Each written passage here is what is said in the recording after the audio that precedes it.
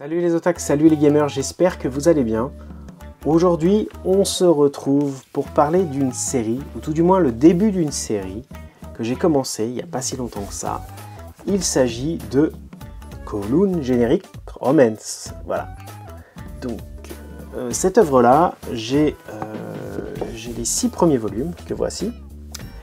Et je voulais vous faire à peu près un avis sur mon démarrage de lecture au bout du 3e volume. Voilà. Donc, pour ceux qui l'ont déjà à jour au bout du 6e, ne m'en veuillez pas. Je ne pourrai pas donner un avis plus profond, plus précis que sur les 3 premiers volumes. Pourquoi ?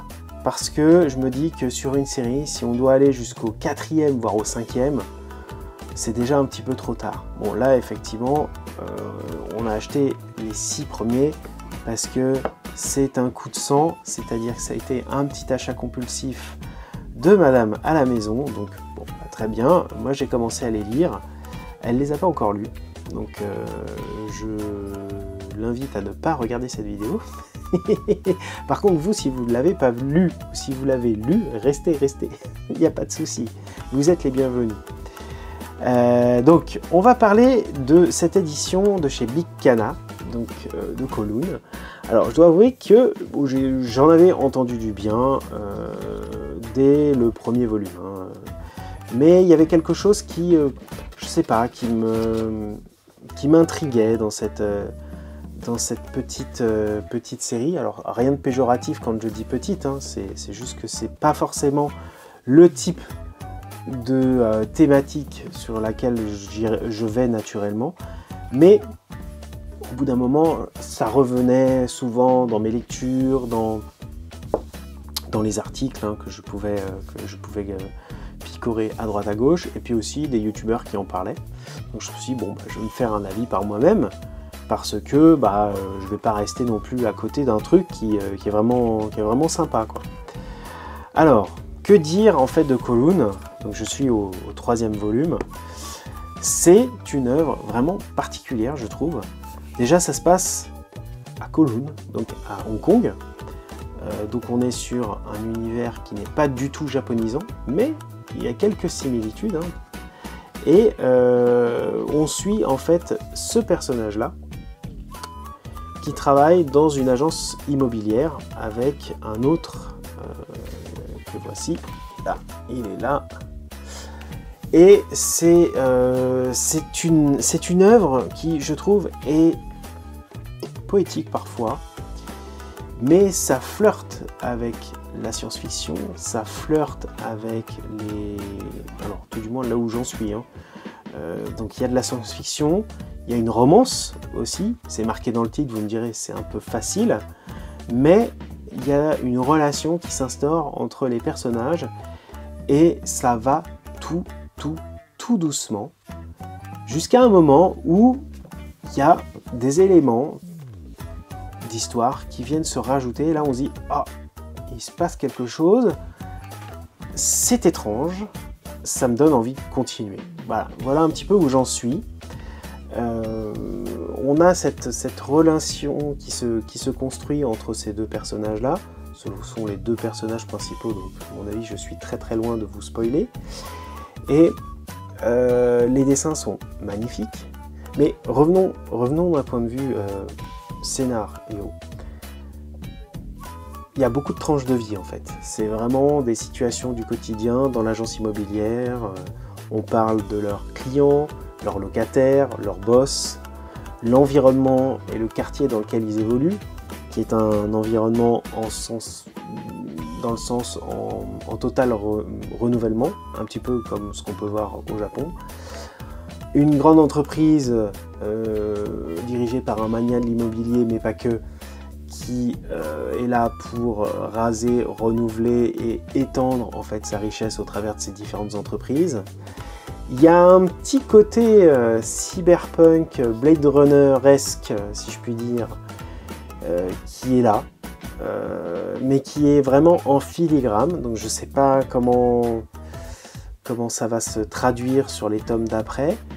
Il y a un projet de recréer une Terre en orbite de la Terre, donc déjà là, ça vous ça vous donne plein de possibilités en fait. Il y a plein de possibilités. Il y a plein de genres qui viennent s'entremêler, s'entrechoquer.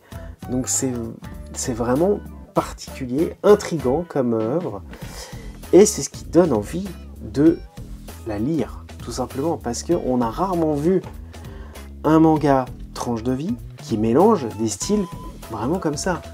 Moi je vous dis, il y a des ambiances comme celle-ci. Paraît-il que le goût de la pastèque change lorsqu'on mange... Non, le goût de la cigarette change quand on mange de la pastèque, ou c'est peut-être l'inverse. C'est une scène qui revient. Il y a des situations de déjà-vu. Il y a des situations de... Comment dire... De croisement de destin. Il y a des trucs vraiment qui sont très questionnants en fait. Vous avez de temps en temps des planches où on vous donne une information, on dit « Hein, quoi ?» Et puis après on en laisse reposer et ça revient. Et ça repart, et ça revient. Et en fait à chaque fois on vient vous piquer votre curiosité au fur et à mesure des chapitres. Et j'avoue que c'est génial. On se délecte littéralement. Il n'y a pas de méga cliffhanger, hein, tout du moins sur les 3 premiers volumes. Et d'ailleurs même les jaquettes ne spoilent pour le moment pas. Enfin, moi j'ai pas eu l'impression d'être spoilé. Ça m'a fait penser aussi à certains films. Vous savez par exemple les films de Wong Kar-wai, 2046 notamment, pour les costumes de Reiko. Donc c'est, je trouve vraiment une œuvre à part qui est franchement singulière, qui parle d'amour, qui parle de nostalgie, sur un fond de science-fiction. C'est vraiment difficile de vous en dire plus. En tout cas, c'est une œuvre où il ne faut pas passer à côté, je pense, parce qu'on n'en a pas suffisamment des comme ça. C'est vraiment l'OVNI. Voilà, si je devais résumer, c'est l'OVNI, c'est une lecture, ça fait partie des lectures qu'il faut avoir lues. Je pense que c'est vraiment quelque chose qu'il faut avoir lu. Alors tout du moins, pour les 3 premiers volumes, ça se trouve, sur la suite, les 6, je vais dire, ah non, finalement, c'est en déclin, ce qui arrive aussi parfois dans certaines œuvres. Des fois, on a un climax, et puis après, ça ne fait que de partir en vrille, et jusqu'au final, à la fin, elle est rushée. Pour ça, je sais pas. J'ai pas du tout regardé combien de volumes étaient parus. Non, combien de volumes étaient à paraître. Là, je suis à jour dans ma lecture. J'ai qu'une hâte, hein, de toute manière. Ce que je fais en ce moment, vous le savez, c'est je lis Kowloon. Je vous fais la vidéo. Mais qu'est-ce que je vais faire en éteignant la vidéo? Je vais me lire la suite. Voilà, tout simplement pour vous donner un petit peu le mindset dans lequel je suis. Parce que je n'arrive pas à décrocher en fait. Et ça, pour moi, c'est un grand gage de qualité. Quand on est dans une série et qu'on n'a pas envie d'aller picorer ailleurs, ou mieux encore, quand on ne voit pas le temps passer, c'est que, à mon sens, il s'agit d'une bonne série.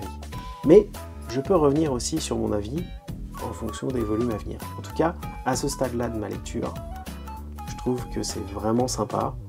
Je pense que je reviendrai vers vous le jour où l'œuvre sera terminée. On en fera peut-être un bilan de lecture, je ne sais pas. En tout cas, je vous invite vraiment à partir en voyage à Kowloon pour suivre ces 2 personnages. Parce que franchement, il y a beaucoup de questions qui se posent.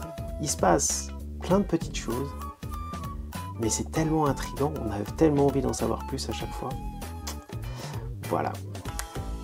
J'espère que cela vous aura donné envie. N'hésitez pas, surtout, laissez-moi vos commentaires, vos réactions si vous l'avez lu. Évitez de spoiler dans les commentaires s'il vous plaît. Pour ceux qui regarderont la vidéo, pour ceux qui liront les commentaires, et aussi pour moi, parce que j'adore lire vos commentaires, mais il va falloir que je me magne rapidos pour lire les volumes, et ceux qui ont lu les scans, surtout ne spoilez pas, ce serait vraiment dommage, ça nous gâcherait notre plaisir de lecture. Voilà, donc le pouce bleu, vous êtes au top, et si vous partagez, vous êtes stratosphérique, tout simplement. Je vais essayer de trouver des rimes à chaque fois, mais ça va être compliqué. Allez, moi je vous dis à très bientôt pour une prochaine vidéo. Ciao tout le monde, bye bye!